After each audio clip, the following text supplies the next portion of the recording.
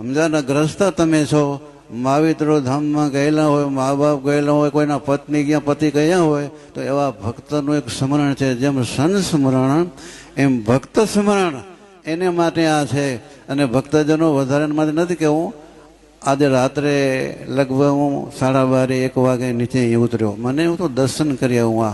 આ સંત સ્મૃતિની, ભક્ત સ્મૃતિની, પિતૃ ઉદાહરણની આ કથા ચાલે છે.